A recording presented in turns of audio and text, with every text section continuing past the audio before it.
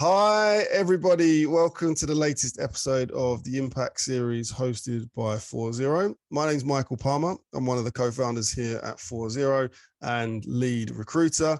And absolutely delighted today to be joined by Felix Wagner, who is the CEO of a fantastic company based in kind of Frankfurt and Mainz area called Circunomics. So Felix, thanks very much for joining me today. Yeah, thanks for having us. Great to be here today. Thanks, Michael, for the invitation. My pleasure. I'm looking forward to it. And look, for those people out there, Felix, that perhaps aren't familiar with yourself, aren't familiar with Circunomics, could you give us an introduction into the business? So tell us a little bit about the company, the stage you're at in terms of the kind of development of the company, but also the problems that you're helping to solve as part of Circunomics and your specific solution to those kind of climate challenges. Sure. Yeah, very welcome to do that. So hi everyone. Nice to see you and have the chance to speak here today. So I'm Felix, the co-founder of Circunomics, and we actually help everyone who actually brings batteries into some kind of electric vehicle to understand what is the next best possible step after those batteries retire at the end of the first life, because this is still quite an unsolved challenge out there. We see an enormous growth of numbers of electric vehicles on the streets, so not passenger cars, trucks, buses, micromobility, and a lot of companies focus on optimizing the first life of those vehicles and batteries. And we actually come into play when there is a potential second life, reuse, or recycling. We help companies to make the best possible decision here, what the next best step is, because this is quite a challenging task. There are many different options to go for. And we bring simply some transparency into that market here to really generate the maximum value out of those very valuable assets, these batteries. Yeah. Okay, cool. And what, so obviously batteries, like you said, I mean, thousands and thousands, more and more batteries coming into existence and being used for mobility and every, thousands of other use cases as well, which is fantastic. Moving us away from these fossil fueled, powered vehicles and generators that we use. So it's a great thing, but obviously it does present a challenge in itself as well, in terms of, like you said, what happens to those batteries that, after they've been used. So I mean, we were talking earlier, Felix, I mean, why look at those batteries? What's the kind of impact? What are the positive impacts for finding a second life, second use for those batteries? Yeah. Very good question. I mean, very often or mainly it is the case that once those batteries actually hit the workshops again for example, if we take the automotive industry as an example here, once the users bring their cars back to the workshops in order to get, for example, a replacement for the batteries, the OEMs mainly just dump those batteries to the recyclers. They get shredded, and then that's it. So they actually, in the best case, recover the raw materials in there. But in fact, after the end of the first life, a battery still has quite some remaining capacity and remaining useful life. And we want to help to really maximize this value, because the CO2 footprint of a produced battery is in fact pretty bad. And therefore, it simply makes just totally sense also from an environmental perspective to extend the lifetime of a battery as long as technically and also economically possible. That's exactly where we help, because a battery can live not just a first life, it can definitely, in very often cases, live another second life minimum. Yeah. Okay. And I'm presuming as well, a battery on its second life is cheaper. So it's so it's already in existence, which means that that I think you said before that reusing that battery essentially halves the kind of carbon footprint. So half of that carbon, because it's not had to be reproduced. We've got significant savings from for emissions and carbon. But what about the price point? I'm assuming that they would be cheaper than actually using a brand new battery as well. Definitely, and obviously they have to be cheaper, because obviously for companies that are willing to reuse those batteries, for example, to build stationary energy storage systems out of those electric vehicle batteries, they have, additionally to the module costs, obviously integration costs. They need other hardware to put on top of it. So the overall cost of a system that is made out of used batteries needs to be cheaper than a system that was built out of completely brand new batteries. That's for sure. But that's also what the market condition is at the moment. So you can see that the prices of second life batteries are somewhere between 50 to 75% cheaper, depending obviously on the remaining capacity, compared to a new one. So it's definitely worth looking into that. 100%. And I think there's obviously demand. Again, depends what it's for, but consumers, people, whereas once upon a time, if you were trying to sell something that was made from recycled plastic, for example, you wouldn't, 10 years ago, no one would have wanted to buy that. Now, because it is made from recycled, there's lots of products out there that are just made from recycled plastics that people want to buy because people are much more sustainably, kind of focused in their mindset as well. So, there will be people that are out there that kind of, it doesn't need to have the brand new battery within it, if it can still give the performance that required, absolutely they'd want to buy something that is on its second life.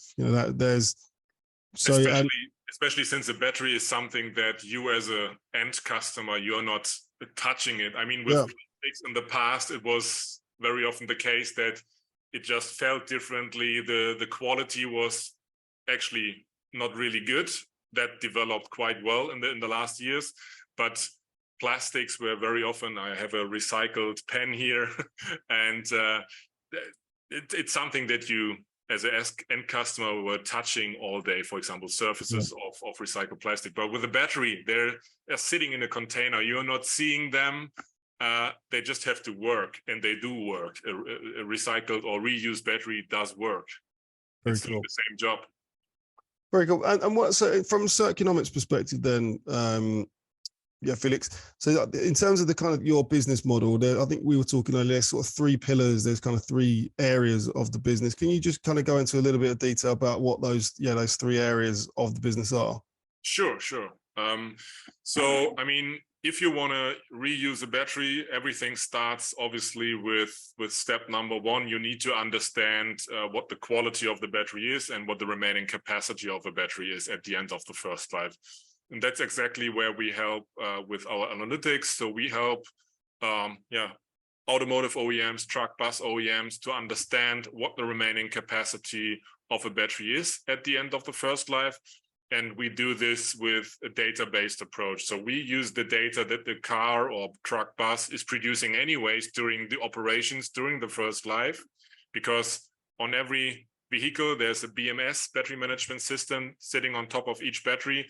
And that system is tracking and generating quite a lot of data. And we simply make use of this data. We enable the OEM to make use of those data in order to understand what the remaining capacity is at the end of the first life.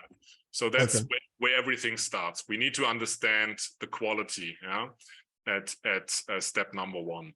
So once we identified that a battery still has, for example, 80% SOH, state of health, left, we can then simulate, and that's the second part, the second life simulation. We can then simulate how such a battery coming from any given vehicle would then perform in the different second life use cases that are possible. So we can really tell how many remaining cycles would a battery from OEM 1 have if you would use it, for example, in a large scale utility solution, for example, for grid balancing, or if you would use the same battery in residential use cases, for example, to store solar energy on your private roof. They're totally different use cases and therefore also totally different user profiles. Yeah.